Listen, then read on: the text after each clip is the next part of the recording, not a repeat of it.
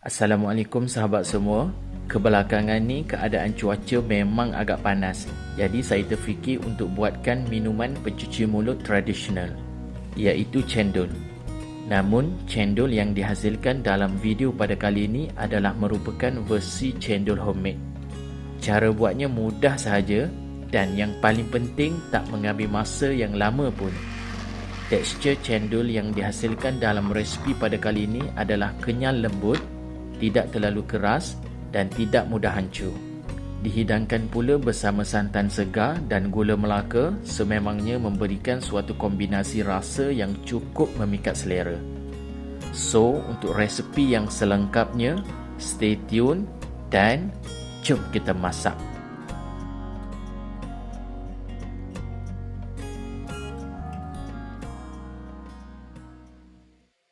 Baiklah, langkah pertama sekali kita sediakan dahulu sebanyak 6 cawan jus pandan. Untuk menghasilkan 6 cawan jus, saya gunakan 10 helai daun pandan.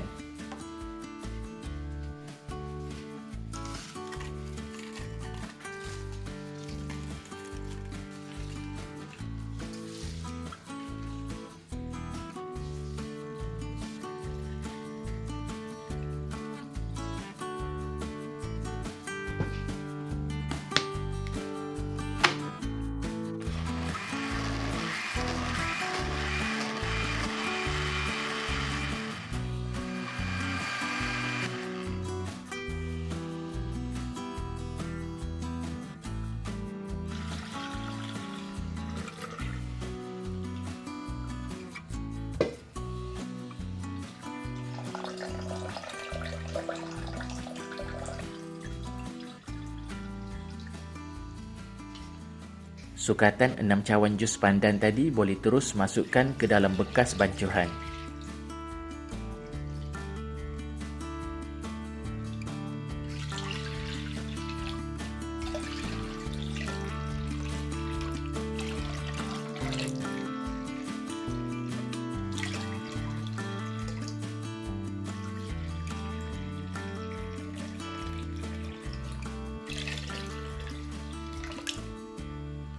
Sekarang masukkan 120 gram tepung beras. Dalam resipi ini saya gunakan tepung beras cap gelang. Kemudian masukkan pula 50 gram tepung kanji, 2 sudu besar air kapur,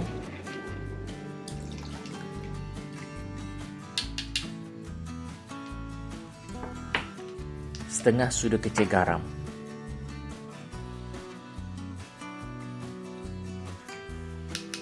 Kacaukan kesemua bahan sehingga sebati.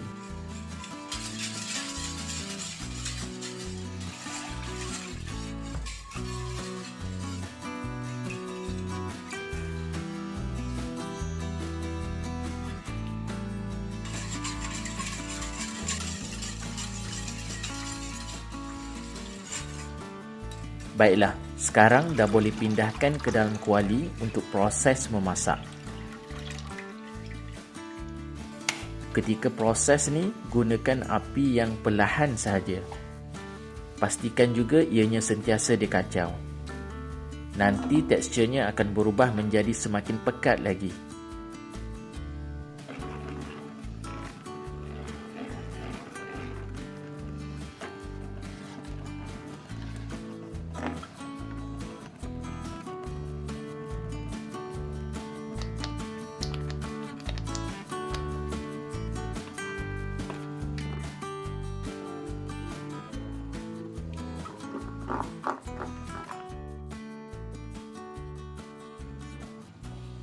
Okey, bila teksturnya sudah pun kelihatan pekat dan berkilat macam ni, dah boleh tutupkan api. Kemudian biarkan dalam beberapa minit, lepas tu dah boleh mula untuk bentukkan jalur-jalur cendol. Kalau cara tradisional dulu-dulu, ada yang gunakan tempurung.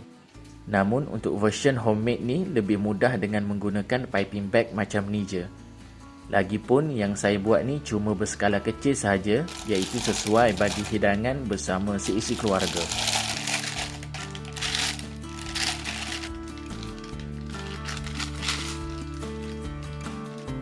Sediakan satu bekas yang besar macam ni dan boleh isikan dengan air sejuk atau boleh juga tambahkan air sekali. Sekarang dah boleh mula bentukkan jalur-jalur cendol. Untuk saiz jalur cendol ni, sahabat-sahabat boleh ikut kepada kesesuaian cita rasa masing-masing lah.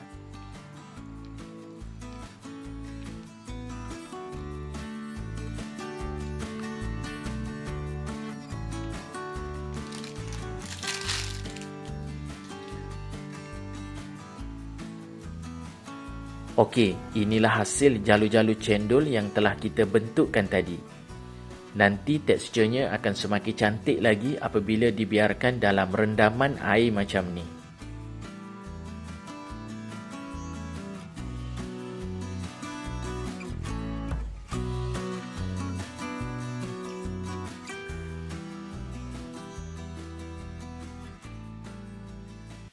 Alhamdulillah, cendol homemade yang kita buatkan tadi sudah pun siap sepenuhnya. Sekarang bolehlah sedia untuk disajikan bersama seisi keluarga. Tekstur yang dihasilkan dalam resipi ini menghasilkan cendol yang lembut kenyal, tidak terlalu keras dan pastinya tidak mudah untuk pecah. Cara hidangan cendol ni sebenarnya mengikut cita rasa masing-masing lah. Tapi kebiasaan yang popular ianya sering dihidangkan bersama santan segar, gula melaka cair dan ais. Namun boleh juga ditambahkan lagi bersama kacang merah dan jagung. Sesetengahnya lagi sekarang dah bermacam-macam version yang telah diolah dari semasa ke semasa, seperti tambahan isi durian, tapai, pulut dan berbagai lagi. So, jangan lupa untuk mencuba.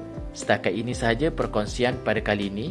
Jika sahabat-sahabat rasakan episod pada kali ini dapat memberikan manfaat, jangan lupa juga untuk kongsikan kepada sahabat-sahabat yang lain.